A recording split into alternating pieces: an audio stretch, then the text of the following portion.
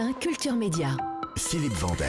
Bonjour Rémi Jacob. Bonjour Philippe, bonjour à tous. Au sommaire de votre journal des médias. Xavier Niel, le patron de Free, candidat pour reprendre la fréquence de M6. Également une action en justice menée par une centaine de personnes qui se disent victimes d'influenceurs. Vous entendrez dans un instant leur avocat au micro de Culture Média. Et enfin, Antoine Decaune et la chroniqueuse de Quotidien Ambre Chalumeau nous parleront de leurs programmes respectifs diffusés ce soir à la télé. L'un est sur Canal+, l'autre sur TMC. Mais d'abord, évidemment, on commence par les audiences qu'ont regardé les Français hier soir, le top 3. Et c'est France 2 qui est en tête avec le lancement de la série Piste Noire. 4,5 millions de téléspectateurs, soit 22% du public. Derrière, on retrouve TF1 avec le final de la saison 1 de la série Lycée Toulouse-Lautrec. 3,6 millions de téléspectateurs, soit 16,9% de part d'audience. C'est en hausse par rapport à la semaine dernière. Enfin, France 3 clôture ce podium avec le film de Guillaume Canet, Ne le dit à personne. 1,7 million de téléspectateurs et 8,8% de part d'audience. Europe 1, le journal des médias. Journal des médias qui débute avec Xavier Niel, officiellement candidat pour reprendre le canal de M6. Et oui, le propriétaire du groupe Iliad, qui détient notamment Free, veut lui aussi sa part du gâteau télé. C'est officiel depuis hier soir. Il est candidat à la reprise d'un canal TNT. Ça se passe dans le cadre du renouvellement des fréquences de TF1 et M6. Celles-ci arrivent à échéance le 5 mai prochain. Et dans le communiqué publié hier par l'Arcom, on découvre que le projet de Xavier Niel est baptisé tout simplement 6. C'est son nom, 6. Et ça ne laisse évidemment aucun doute sur le canal. Le numéro du canal convoité. À noter que Xavier Niel avait déjà dans le passé tenté à plusieurs reprises de racheter le groupe M6, mais sans y parvenir.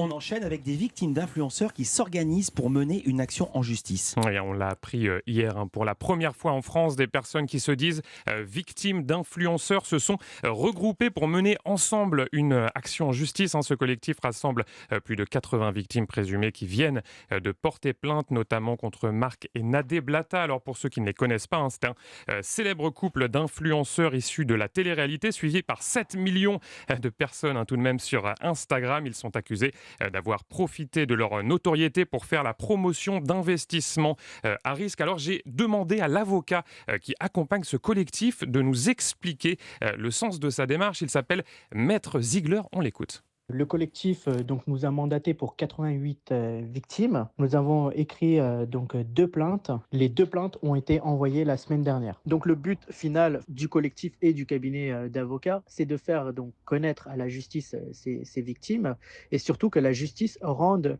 une décision qui fera office de jurisprudence. Cette jurisprudence va pouvoir aider grandement le gouvernement et le législateur afin de voter une loi pour encadrer au mieux la profession de l'influenceur.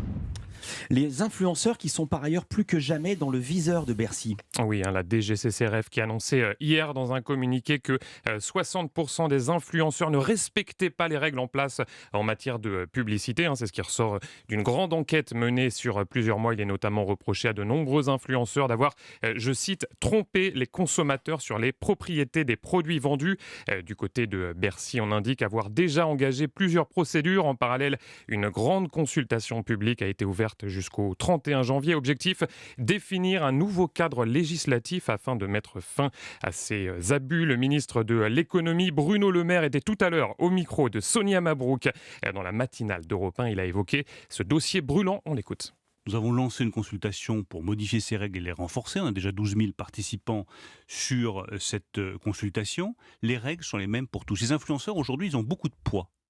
Donc, ils ont beaucoup de responsabilités. Et c'est une jungle aujourd'hui, ce n'est pas encadré, ce n'est pas suffisamment contrôlé. Elles ne sont pas suffisamment respectées, elles doivent être renforcées. Nous allons le faire. Il y a des propositions d'ailleurs de parlementaires qui sont les bienvenues. On va essayer d'arriver à un texte unique sur ce sujet-là, mais on ne peut pas accepter que des pratiques illégales se répandent sur Internet, que des gens placent des produits sans dire qu'ils sont payés pour placer ces produits, qu'il y ait des pratiques commerciales qui soient frauduleuses.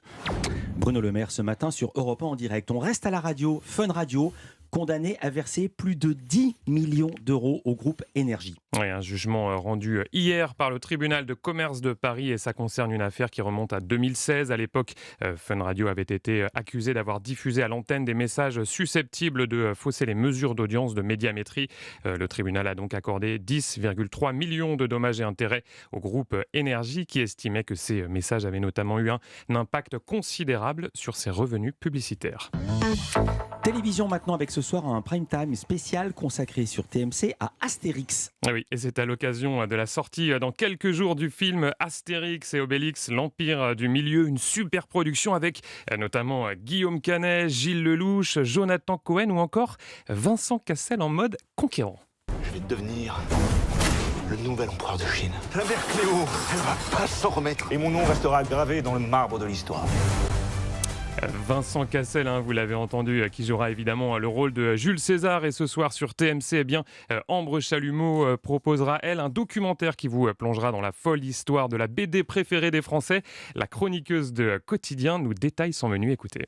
On a essayé de soulever le capot de comment on fabrique un film Astérix avec toute l'équipe du nouveau film et surtout comment on fabrique un album Astérix, la BD la plus lue au monde. Dans ce documentaire, on va découvrir la genèse de la BD, mais aussi toute l'ampleur globale du phénomène Astérix. Alors la BD, je la connaissais, mais honnêtement, je savais pas qu'il y avait autant de choses à en dire. Vraiment, j'ai halluciné. Dans ma tête, c'était rangé dans la catégorie enfance, et en fait, c'est tellement plus que ça.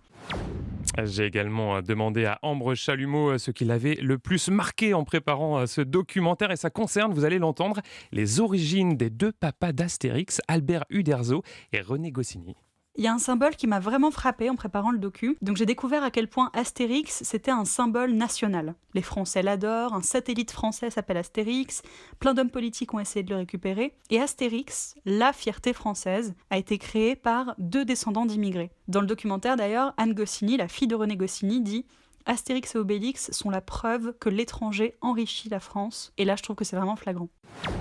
On change de chaîne, on part sur Canal+, Canal qui lance ce soir une nouvelle émission de cinéma. Une émission mensuelle, c'est en deuxième partie de la soirée, ça s'appelle Genre, une émission consacrée, vous l'avez deviné, au cinéma de genre. Pour la première, ce sont les films de zombies qui sont à l'honneur, et oui, suivront les teen movies, les films de science-fiction, les westerns ou encore les biopics. On écoute son présentateur, un certain Antoine Decaune.